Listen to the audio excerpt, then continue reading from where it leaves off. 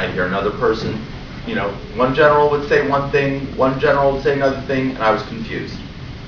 So one time I was in Israel, and Ariel Sharon happened to be the general du jour. And I heard him say, if only I could show you the mountains of the West Bank, I could explain to you how important they were. And I said to myself, Ariel Sharon is getting up and saying how important the mountains are. I'm sure there's a left-wing general somewhere who's going to say that they're not important. But I, as an American Jew, please forgive me for one second, I, as an American Jew, had no clue there were mountains there to begin with. And I had been to Israel 5 times, and I had read the history books nominally. And so what shocked me was if 80% or 70%, whatever the number of American Jews, had never even been to Israel. And even of the Jews that had been to Israel, of which I was one, had no clue that there were mountains in the West Bank, how could I, as an American Jew or as a human being, even begin to understand what these generals were talking about? Forget peace, whatever.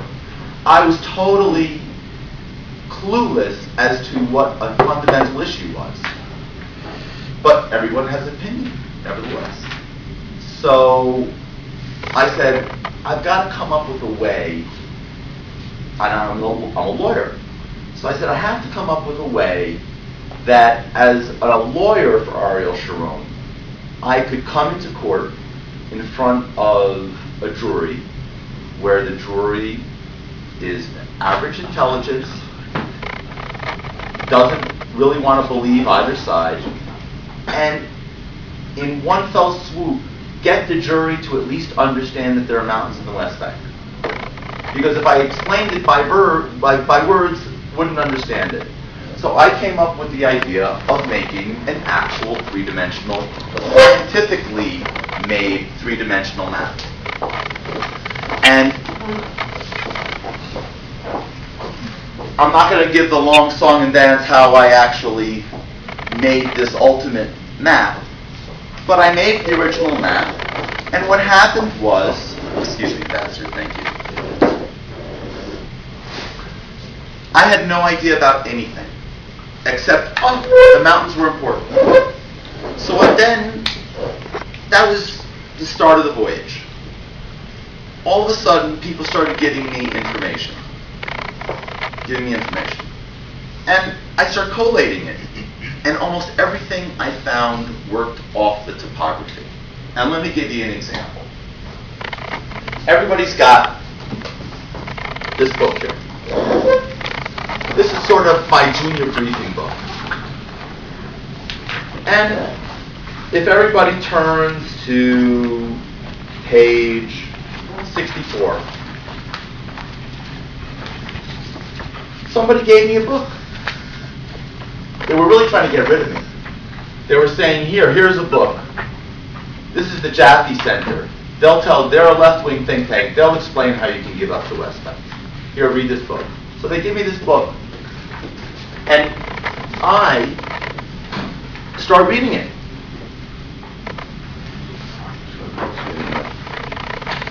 And I get to page, and if you look on page 65, you'll see in fact, Martin Indyk, your friend, Martin Indyk, right on here.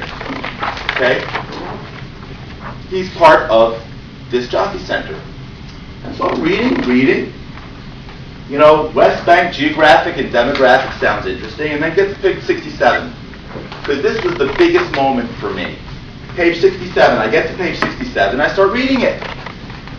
And I read still, unused potential water resources are few, except for those of Western Samaria that feed the aquifers of the Israeli coastal plain and are vital for the Israeli economy. Any massive interference with the natural flow of these resources towards the coastal plain could not only deprive that densely inhabited and cultivated area of substantial body of water, but also could cause serious damage to the existing equilibrium vis-a-vis saline I say, oh my God, now I've got it. Because I had this map in my mind, I now understood what the natural flow was. Meaning, water hits western Samaria, and because of the topography, goes west to the coastal plain. Not only that, but you've got salt water pushing in, and you've got fresh water pushing out. And if the Palestinians put their straw in the milkshake, you have less osmotic pressure, and the salt water comes and intrudes. Now, my father gave me a fantastic education about that. And one of the things, I was a math major. So, this kind of thinking, this graphic visual thinking, when I saw this, that's immediately the kind of thing that I thought. And I have used this with, I cannot tell you how many hundreds of people, dozens of senators and congressmen, where what I've done is, if you now go to this material, and you go to the top page, and you go over one, what I do is I try to make it so that people actually organically understand what is going on, as simple as possible. So what I do is I first say, okay,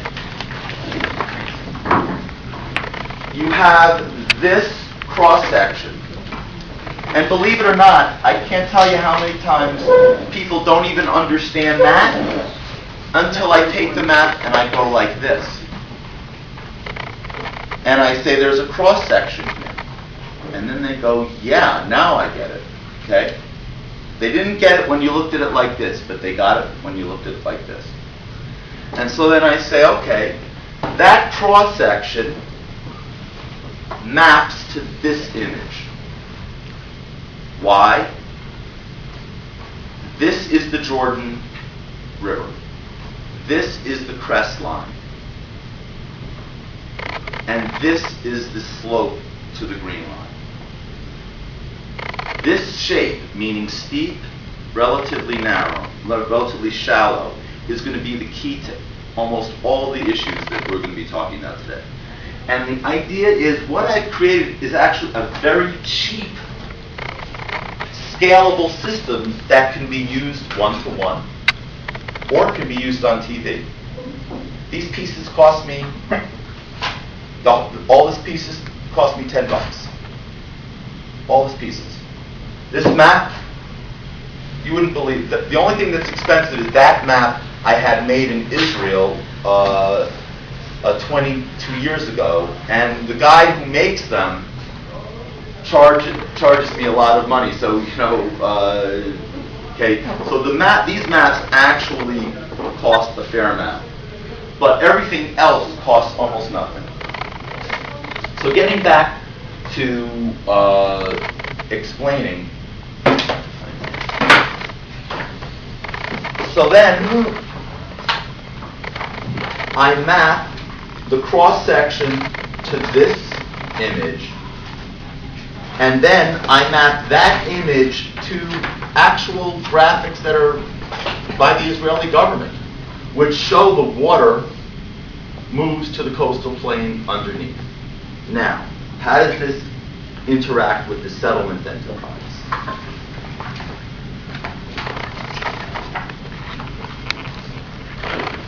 I have another overlay. My map system is really 4 different parts. It's the map, it's the plastic pieces, and it's the overlays, and it's the briefing materials that you see. So here, I have an overlay. Now, all of you should be asking yourselves, wait a second, Langfan goes to senators and congressmen, and he puts in this overlay? People believe him? I'm not a water expert. Okay? Now, if you go to the page underneath this one, it's this map here, the colorful map. want people to rely on me. If everybody looks at the bottom right-hand corner, you'll see this is from the Palestinian National Authority. In fact, this is on their website.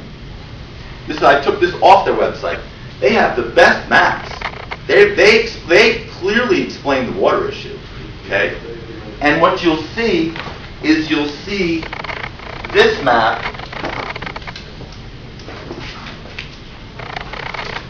This is a more, thank you very much.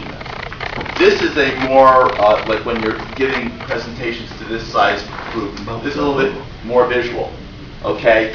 You can see you have the coastal aquifer, you have the mountain aquifer, and you have the northeastern aquifer.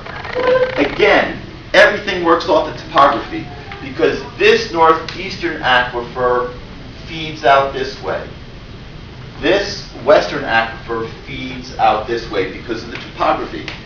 And you'd never know it, except if you look at this, you can actually see they have these beautiful wavy lines that represent the actual location of the water aquifers. So I first show people where the water aquifer is. Then I have a second overlay. This overlay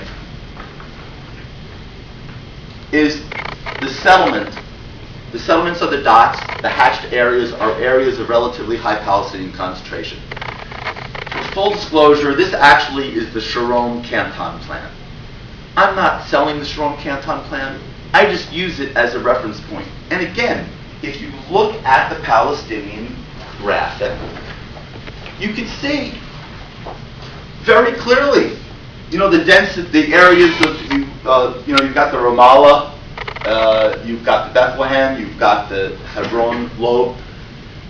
It's very clear where the settlements are and where the Palestinian areas of density are. Now, this is the beauty of the map. Once I've explained to people how the water flows, and once I've explained where the exact locations are, there's a next step. I take the one overlay, which is the exact location of the water aquifers. I put them on top of the second, and lo and behold, down this entire north-south corridor, you've got a perfect match for the settlements on top of that water aquifer. In fact, it gets even better. If you look at the Palestinian graphic,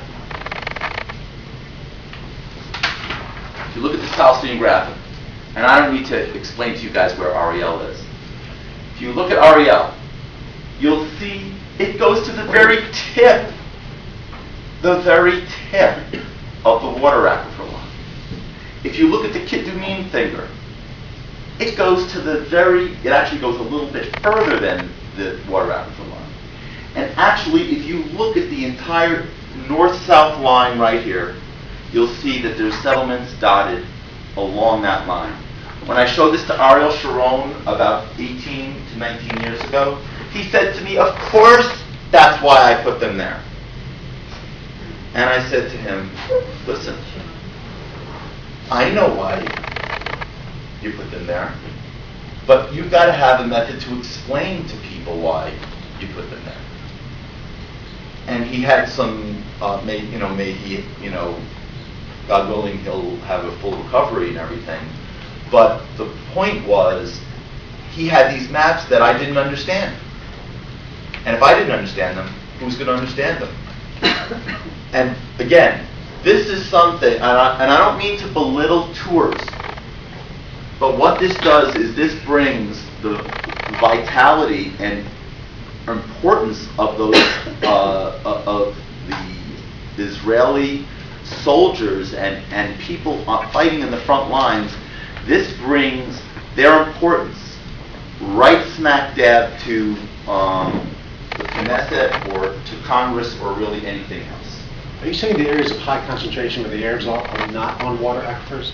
No. What I'm saying is that there are settlements, there are Palestinian, as you can see from the map, there are Palestinian built-up areas on this western aquifer. The issue is a much deeper one. The issue is what degree of Israeli sovereignty needs to exist in this area to prevent Palestinians from overpumping the water. That's the organic issue. Say it one more time. What is the degree of Israeli sovereignty over that strip that at a minimum is needed to prevent Palestinians from overpumping the water? And what I mean is right now you've got Israeli water police who go in and who tear up water things all of the time. Now, if you have a Palestinian state, they're not going to be let into there. How do you stop a peaceful digging of a water well? It's hard enough having a hot pursuit. How do you go into a building where you don't know what's under the building? It's not like a Katusha rocket. At least you can have a trail. Here you have no ability, if you're not in every way, shape, and form, that territory, to stop water drilling. And people look at me. First of all, they say they've never heard of the issue. Then they say, well, is there any solution?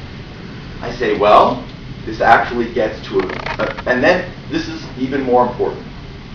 I was in the State Department 4 months ago. And I'm sitting in the mapping section of the State Department, and the guy looks at me and he says, "You're not going to believe it, Mark." He said, "Another Jew came in 2 months ago with the exact same map." But he was a left-wing person, and he was saying that Israel was stealing the water. I said, "Yeah, I'm sure that's what he said. But did he tell you this? Did he tell you that because of the topography, even if you assume for the nonce that Israel does not have some type of claim to the West Bank, Judeo-Samaria, even if you assume that, under international riparian law, the water naturally, as the Jaffe Center said, flows towards the coastal plain. So, under international water law, in fact, if you look at the Palestinian website, they even cite the 1966 Helsinki water law, which I have included in my materials. By the way, if you go to page 73 or 72, there's a whole bunch of Helsinki water rules. And what really is at the core is transnational borders.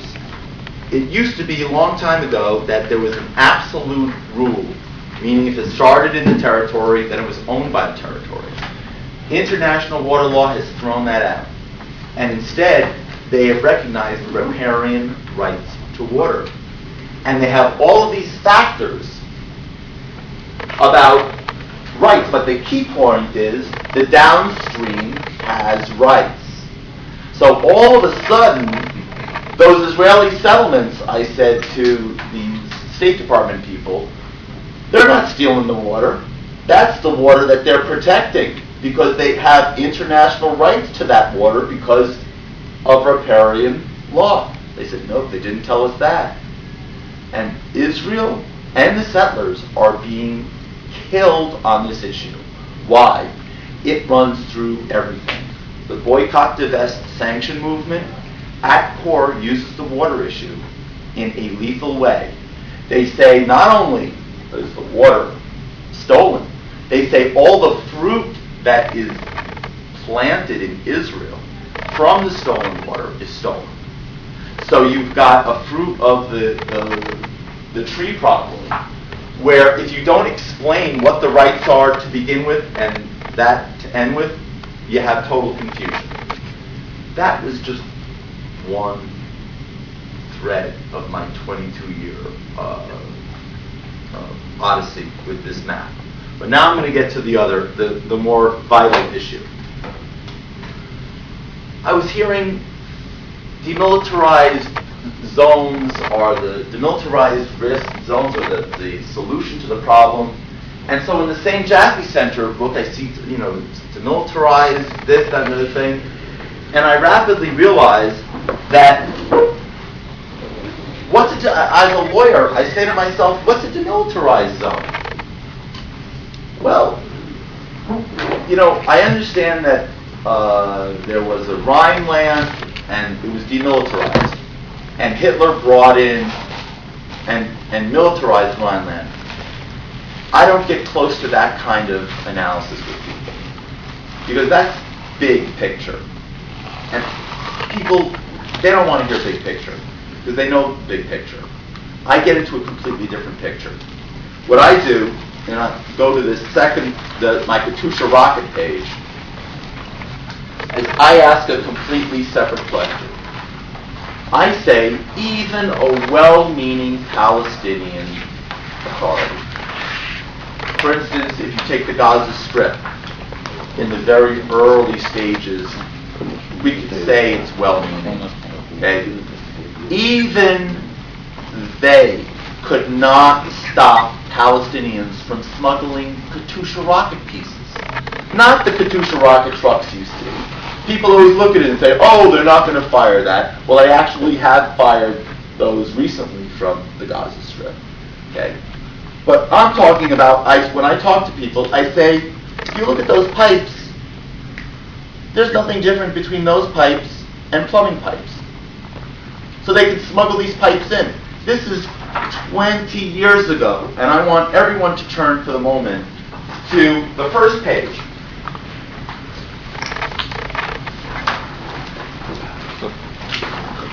And in 1993, I authored this New York Times ad, which a lot of people came up with a fair amount of money for. And in 1993, I specifically said 70% of Israel's Jewish population and 80% of her industrial base will be under direct range of easily concealed and transportable Katusha rockets. Now, I don't need to tell everybody here about Katusha rockets, but let me tell you what has happened since then. What's happened since then is that, of course, they fired Katusha rockets from Gaza. But that's not what I'm here to tell you. What I'm here to tell you is we have some problems. We have a problem that I was giving a briefing to a billionaire. And what is his name?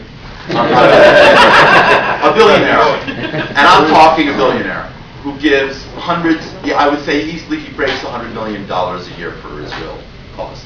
Not on this side, on the other side. And so I show him this Katusha rocket piece. I show him this Katusha rocket piece. And he was with two friends of his. And he looks at me. And he says, very lazily, how many rockets have they fired? I said they fired around 11,000 in 10 years. And I immediately knew where he was going. Okay. Now, where he's going with this one was, and I let him, hey, John.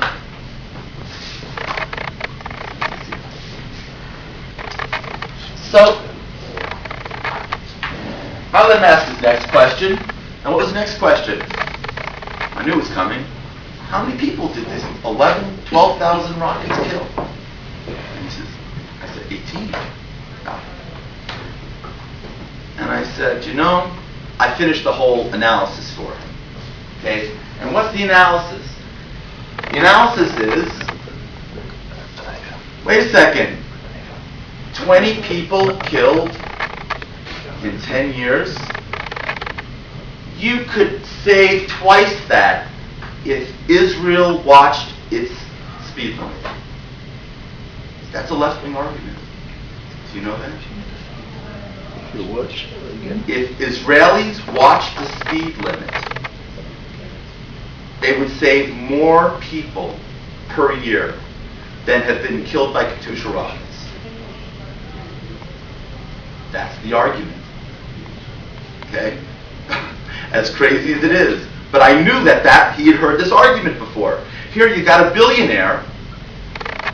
He goes to the left-wing mockers, and they give him a story. And the story, what are you worrying about the Katyusha rockets from the Gaza? It only killed 20 people in 10 years. You can save much more than that by watching the speed limits.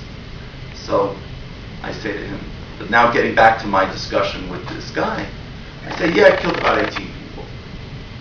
I said, but this is the big difference. Everywhere around the Gaza Strip, pretty much, it's farmland. So when you fire a Katyusha rocket from the Gaza Strip, it's like firing from North Dakota into North Dakota. You might hit a cow turd. You might not. You probably won't hit anything. But, I said, you take that same Katyusha rocket and you fire it from here into the blue patch, which is 70% of Israel's population, 80% of industrial base, 4 million people here. It's like firing a mortar from Brooklyn into Manhattan. You are bound to kill somebody. And Daddy, he visibly shook.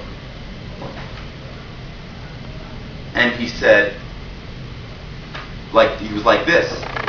And then he said, I understand now. But there were 2 people who were there, and they said, we don't understand. And so I explained it again. He said, no, I understand. They said, the point was, we are not explaining it. Not explaining it close. And with these pieces, now, what have I got for everybody here? And then I'll hit 2 more issues. Here.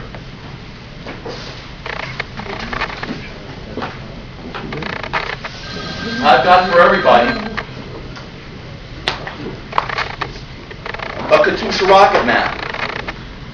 Just like this. That folds up, that rolls up. Okay? And a plexiglass piece. You could roll this thing up, you put it in a plastic, easily transportable. Could you imagine if 100 or 200 of all of the guides in Judea and Samaria had these maps where it would better explain their positions. Okay? But let me go back to explaining or responding to really the 2 biggest, and these are huge. In the age of missiles, land isn't important.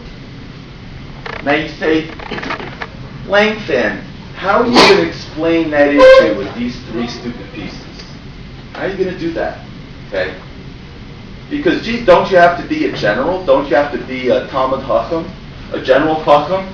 Wear 5 stars to be able to spout this kind of stuff? I say no. Okay? And I'll show you why. This is my raindrop. It's also a lot of other things. But what this piece, in this regard, is long-range missiles. And there's a key difference between long-range missiles and Katyusha rockets. Because long-range missiles, you have to actually show people what a Scud looks like. And a Scud is a huge fire truck. Pretty much comes from there to here. So it's very, very tough to hide a Scud. Therefore, if a Scud is fired from territory, it's not a terrorist. And you got to remember what happened. When Fatah controlled the Gaza Strip, they said the rockets were Hamas. When Hamas controls the Gaza Strip, they say it's the Salafists. God only knows what happens when the Salafists are going to control the Gaza Strip. Okay, who they're going to blame? They'll probably blame me. Anyway, so this image I represent as the long-range Scud threats. And I say, okay, I'm agreeing with you. We are in the age of missiles. There are missiles from Iran. There are missiles from Syria. There are missiles from Egypt. There's missiles from Saudi Arabia. God only knows where. There's all these missiles. And because of all of these long-range missiles, Israel has to give up the West Bank. That's the theory. So I asked a question. I said, okay, you got these missiles, this threat. Well, Israel can give up the entire West Bank. It can give up East Jerusalem. It can even agree to provisionally repatriate 5 million Palestinians into the Green Line. Will Iran junk one of its missiles? Will Syria junk one of its missiles? Will Egypt junk one of its missiles if Israel does every single one of those things? No. Not a one. So Israel can give up the whole West Bank, we'll now agree, and not one missile will get junked, right? Not one missile. Long-range missile. But instead, what's happened? Israel's got this now, a short-range rocket threat. Katyushas. That's a deniable threat. Remember, Fatah said Hamas fired it. And a key part to Katyushas is that they carry chemical weapons. And I don't want people to believe me that they carry chemical weapons. See, you gotta understand, what I am is almost like a lawyer putting a case on where I want to put as few experts on as possible. I want to show simple sources that have nothing to do with Judaism or the right wing. And so if you look for the second on page 147,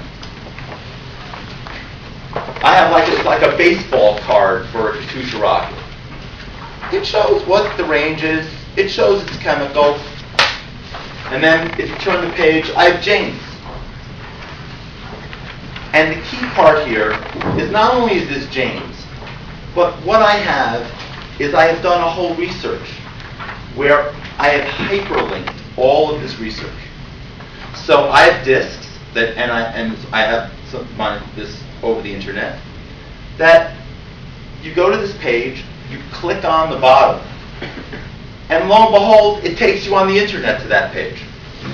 So this is a resource not only for Yesha people, but to give to journalists as a forum. Okay? So getting back to the age of missiles. In fact, with these two pieces, what I have just shown is not only is there a long-range missile threat, but when they fire the Katyusha rockets, what's going to happen? Israel is going to mobilize and try to reinvade the West Bank or do whatever it's going to do.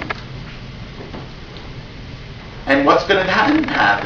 That's the perfect incident for the Muslim and Arab world to send off their rockets in defense of the Palestinian state.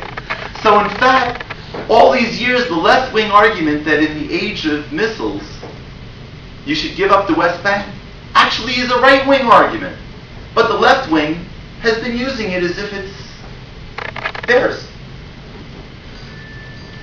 If you give up the territory, you've given the people with the long-range rockets the perfect reason to defend their Palestinian brothers. Okay. Next issue. Oh, there's an important piece that I missed, which is I can't tell you how many Senate and congressional offices I've been in, where I show this Katyusha rocket piece, and they look at me, and they say, wait a sec, this is not some huge military secret here. What do the Israeli generals have to say about this? Because they've got to have a solution. The left-wing generals, and let me tell you something, they parade these generals through Capitol Hill like you wouldn't believe. And they come in saying you can give up every inch, not an ounce of security is threatened. Matter of fact, it's more dangerous to keep it. What's their answer? I say they have two answers. The first answer is Iron Dome. Well, it used to be without Iron Dome. The simple answer was they're going to reinvade the West Bank. And people would look at me. Because every time you actually look at what a Katyusha rocket truck looks like, and you look at what one Katyusha rocket pipe looks like, you realize the ease of which you're going to be able to smuggle in and fire these things. Okay? So, you got to be kidding me. They think they're going to be able to reinvade the West Bank? I say, yeah. and they look at me and then they say, well, you've got to tell them that's the craziest thing we've ever heard. Don't they know America will never let them reinvade the West Bank? I say, listen, I'm really not, I don't know that many big Israeli people.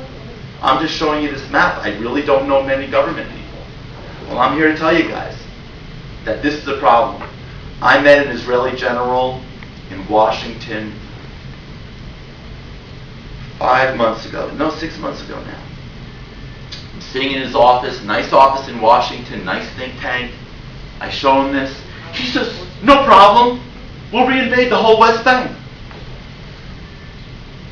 I said to him, you know what?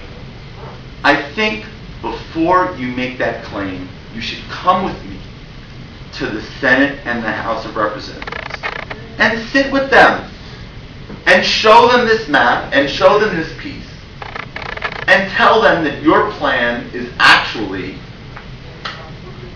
we can leave, but if they fire one Katyusha into New York City, we're going to reinvade the West Bank. Now, I don't stop there. For 10 years, the general was afraid to get back. That's right. Between 93 and 95 until 2002, the Chomat Magen operation, they were afraid to get into some aid. Okay? So it's not so easy to go back to West Bank. You're absolutely right. Wait a second.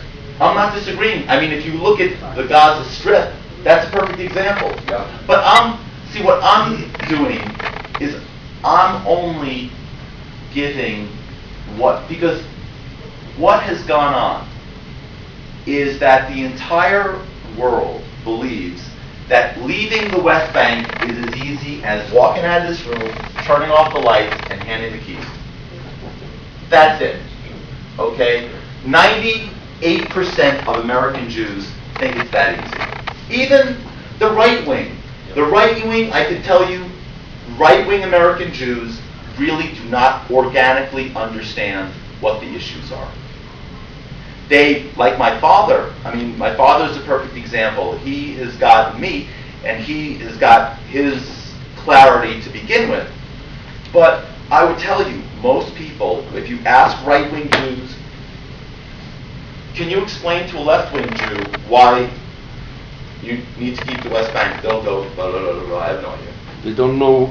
They think the West Bank is behind the dark. They think the West Bank... Million kilometers of wait there. I'll tell you. They don't know that it's only 13, 40, 15 kilometers. Let me tell you 9 a funny miles. story. This is one of my... This happens almost all the time, but it's emblematic.